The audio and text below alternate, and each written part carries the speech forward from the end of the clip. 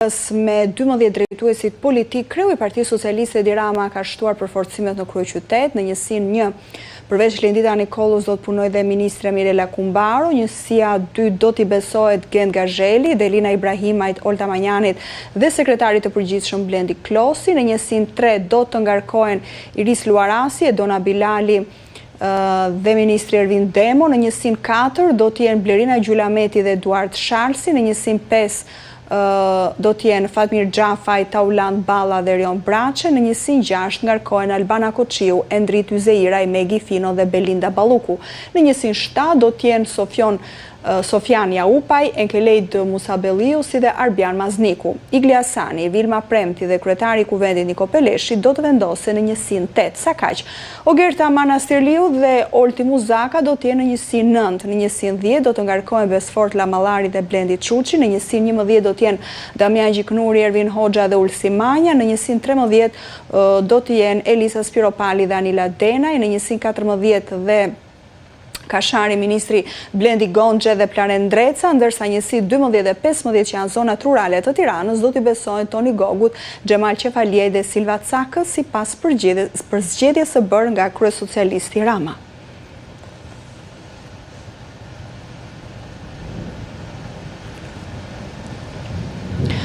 Kryeministri Rama foli sërish në podcastin Flasim për çmimin e naftës, duke njoftuar se deri më tani nuk ka abuzime në treg. Kryeministri njoftoi se çdo qindarke përfituar nga kjo rritje do të shkojë në xhepat e pensionistëve, duke thënë se kontrabanda e naftës është një tjetër betejë nisur e qeverisë.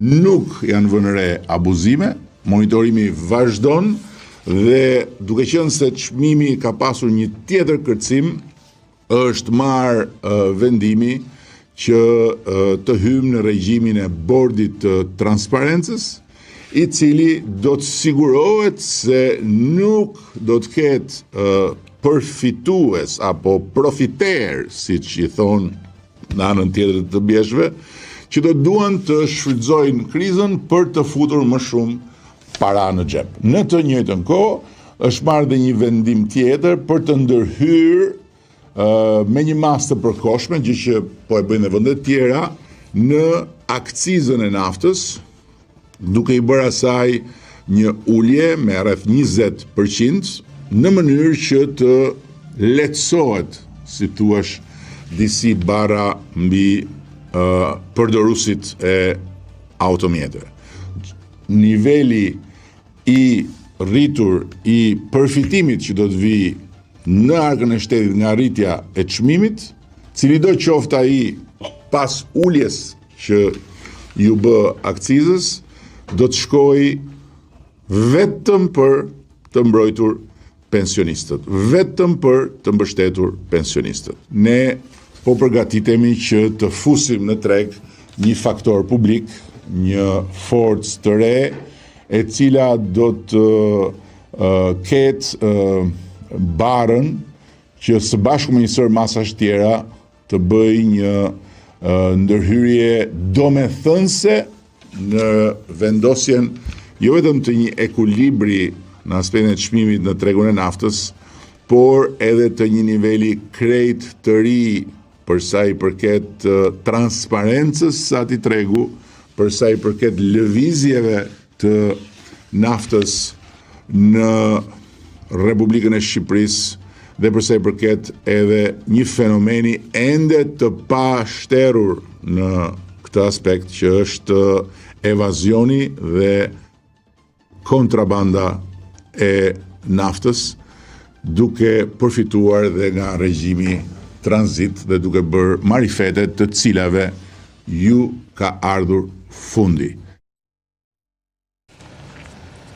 Do të vjemi një bisedë në këto momente, do të flasim për asamblen e cila u zhvillua ditën e shtunë, jo vetëm kaq për gjitha ndryshimet që ndodhon aty, për zgjedhjet e ardhshme lokale të 2027, se gjitha këto në një bisedë me zonjën Evis Kushi, deputete e Partisë Socialiste. Mirëserë zonja Kushi, shumë kënaqësi si t'jeni në studio. Faleminderit për ftesën. Faleminderit edhe ne që ju kemi për të folur për disa prej çështjeve, le të themi, aktuale që përfshin Kampin Roz, një prej të cilave ishte edhe mbajtja e asambles ditën e shtunë. Një sër ndryshimesh, Për disa ishte surprizë, për disa të tjerë ishin të pritshme, të paktën për disa eksponentë të Partisë Socialiste. Por në përgjithësi, çfarë mesazhi politik dhe Asamblea e fundit për strukturat, por edhe për publikun? Socialist, demokrat, cili do qoftë ai? Po, mbledhja e Asamblesë Kombëtare ditën e shtunë ishte një ngjarje e rëndësishme dhe përcolli jo vetëm një mesazh, po përcolli disa mesazhe të rëndësishme edhe për qytetarët, edhe për opinionin publik, po edhe për strukturat tona, për antarët e Partisë Socialiste. Nga njëra anë, kryeministri shpalosi dhe një herë prioritetet tona aktualisht, ku sigurisht krye reforma, le të themi, apo objektivi primar është antarësimi në Bashkimin Evropian dhe puna që vazhdon pa u ndalur për negociatat, ndërkohë që u ndal edhe në masat e marra për të përballuar ndryshimet apo zhvillimet globale që kanë efekt edhe në Shqipëri, siç është çmimi i naftës, po kështu për reformën territoriale, administrative territoriale, për reformën zgjedhore dhe shumë çështje të tjera, reforma në drejtësi sigurisht që është krye reforma e gjitha reformave. Pra, u ndal pak a shumë në të gjitha këto drejtime mbi ku kemi arritur, çfarë kemi bërë dhe ku do të vijojmë, si do të ecim mëtej.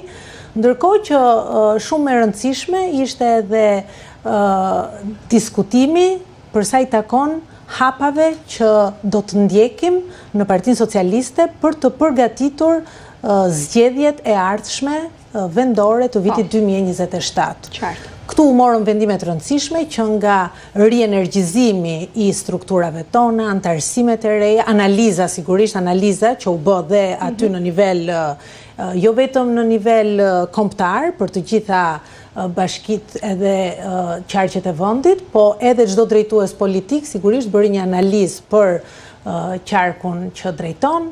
Po kështu morëm vendime të reja për sa i takon diasporës dhe shumë çështje të tjera që sigurisht në fokus kanë forcimin e strukturave dhe përgatitjet, punën për zgjedhjet e ardhshme. Janë dëgjuar sepse një pjesë e gjithë asamblesë është dhënë edhe live për mediat. Mirë, për disa, le të themi, për një pjesë të publikut, ata të cilët të ndjekin me vëmendje politikën, këto ndryshime u pasi një rifreskim i Partisë Socialiste, por këto ndryshime janë pjesë e strategjisë tuaj apo kanë lidhje edhe me zgjedhjet e kaluara parlamentare, me rezultatin atyre zgjedhjeve, zonja Kushi? Shiko, kjo është diçka që ndodh shpesh në Partinë Socialiste. Madje kjo është arsyeja pse ne fitojmë, sepse gjithmonë rifreskohemi, rienergjizohemi. E rëndësishme është që të gjithë jemi një skuadër. Një skuadër që punojnë për të njëjtin qëllim, apo për të njëjtat qëllime, për të njëjtat objektiva. Dhe në funksion të përmbushjes së këtyre objektivave, ne të gjithë mund të luajmë role të ndryshme, njëherë në qeverisje, njëherë tjetër në sekretariatin e Partisë Socialiste, njëherë si deputet, njëherë. Pra ky është qëllimi, që ne të gjithë të jemi në dispozicion të objektivave, në dispozicion të skuadrës dhe secili prej nesh të bëj ato që bën më mirë ku është i nevojshëm, në mënyrë që të përmbushim objektivin primar. Ka lidhje me rezultatin e zgjedhjeve të kaluara? Të gjitha, ka një sër faktorësh. Ka lidhje me rezultatet e kaluara, ka lidhje me objektivat e ardhshme, ka lidhje me kontekstin që shohim në një bashki apo në një tjetër, me ndryshimet çfarë ndodhin, pra kontekstin politik, po kontekstin social e kështu me radhë. Pra ka shumë faktor që vendosin pasaj se cili prej nesh ku në çfarë roli do të japi kontributin e tij. Si e lexoni ju zvendësimin e figurave si Elisës Spiropali dhe forcimin e rolit të Tauland Ballës në Tiranë? Po unë nuk dua, e thash pak më parë, nuk dua të komentoj emra të përveçëm, sepse e thash dhe njerë, ne të gjithë jemi në funksion të qëllimit, kështu që aty ku japim më të mirën, aty ku është i nevojshëm kontributi ynë, aty jemi të gjithë të gatshëm, ne nuk mund të jemi gjithmonë në të njëjtin rol. Ishin të pritshme në gjykimin tuaj këto ndryshime ose këto lëvizje emrash? Po, që do të kishte ndryshime që do të... Po ne nuk surprizojmë asnjëherë përsëris, sepse ne dim që konteksti ndryshon, objektivat ndryshojnë, situata e përgjithshme ndryshon. Kështu që njëherë japim kontribut në një detyrë të saktuar, njëherë në detyrë tjetër. Shpesh me ato që ka kapur kamera ka patur dhe surpriza, mënyra se si keni reaguar. Kujtoj këtu kabinetin qeveritar. u duk se u mor vesh aty për aty. Prandaj them që dhe surpriza është pjesë megjithatë nuk ka strategjisë së zotit Rama. Që mendoj që edhe dikush surprizohet, e rëndësishme është edhe një herë që ne të maksimalizojmë atë rezultatin e punës së përbashkët, të maksimalizojmë përmbushjen e objektivave. Kjo është e rëndësishme. Pastaj për opinionin publik nuk besoj se ka ndonjë rëndësi të madhe nëse dikush e priti pak më mirë apo pak më keq. Në fund fare, qëllimi është ky. Madje kryeministri e ka theksuar edhe shpesh që edhe për sa i takon qeverisjes, këtë herë do jetë një skuadër basketbolli që do të kemi shpesh lëvizje, po kështu edhe në sekretariatin e Partisë Socialiste shpesh ka ndryshime, sepse e rëndësishme është energjitë të jenë gjithmonë të rinovuara, njerëzit jenë gjithmonë të motivuar dhe reagimet gjithmonë shkaktojnë mënyra se si e pret një qoftë deputet apo dikush që merr postin e ministrit. Megjithatë shkaktojnë hilaritet gjithmonë, pavarësisht mënyrës roli i postit kur bëhet fjalë për një ministër, sepse nëse është fjala për strukturat e brendshme të partisë, dakord, këto mbase nuk intereson qytetarit thjesht, po një ministër, gjithsesi.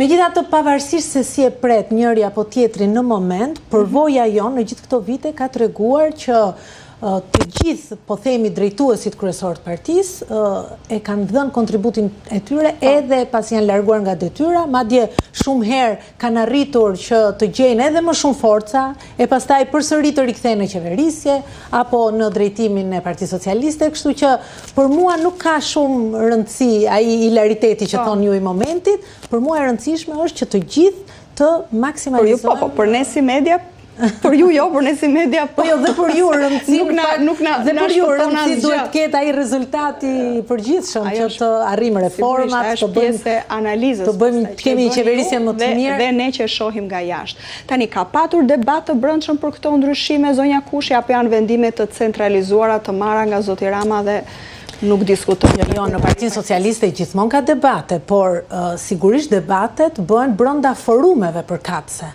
Sepse ju e dini, në Partinë Socialiste ne kemi kryesin, në Partinë Socialiste që merr ato vendimet më të mëdha, kemi asamblen kombëtare, kemi grupin parlamentar, kryesia e grupit parlamentar, pastaj në nivele janë pastaj drejtuesit e qarqeve apo organizata socialiste dhe statuti i Partisë Socialiste i ka të përcaktuara qartë detyrat, përgjegjësitë që ka çdo forum.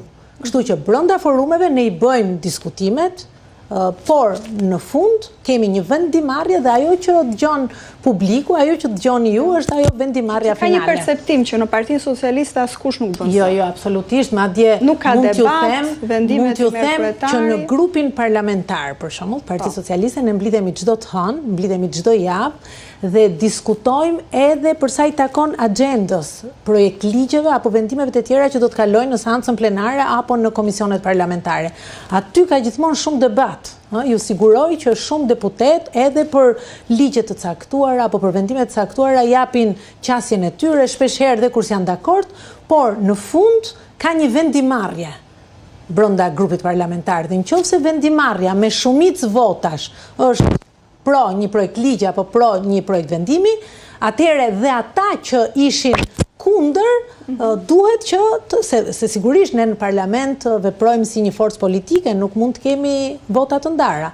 Por ama të gjitha diskutimet, të gjitha argumentet bëhen brenda grupit parlamentar. Dhe ka patur plot raste që diskutimi në grupin parlamentar ka sjellë ndryshimin e një projekt ligji, të një neni apo qoftë edhe kthimin mbrapsht të një projekt ligji për tu përmirësuar dhe për të ardhur përsëri. Por këto janë diskutime, e përsëris dhe njerë, që nuk i shërbejnë opinionit publik. Këto janë diskutime që ne i kemi brenda nesh, për opinionin publik, për media, dhe rëndësishme është vendimarrja finale. Dhe ajo pastaj elaborohet apo deklarohet. Sa objektiv është në gjykimin tuaj, sa realist është objektivi që ka shpallur zoti Rama në Asamblenë Kombëtare të Partisë Socialiste për të fituar të gjitha bashkitë në zgjedhjet lokale të vitit 2027? Tani shumicën e keni. Tani çdo forcë politike, edhe ato 5-6 që ishin të Partisë Demokratike synonin që edhe ato ti Shiko, çdo forcë politike, aq më tepër kur bëhet fjalë për forcën politike më të madhe në vend, hyn në çdo garë për të fituar. Ne nuk mund të hyjmë në një bashki, në një garë për të mos fituar. Sigurisht që objektivi ynë në të gjitha bashkitë e vendit, qofshin 61 apo më pak, nuk e di si do të jetë konfigurimi pas reformës territoriale, sigurisht që ne hymë me objektivin për të fituar, sepse ne në gjithë këto vite e kemi parë që potencialin e kemi për të fituar dhe në ato bashki që kanë qenë deri më sot bastion i Partisë Demokratike.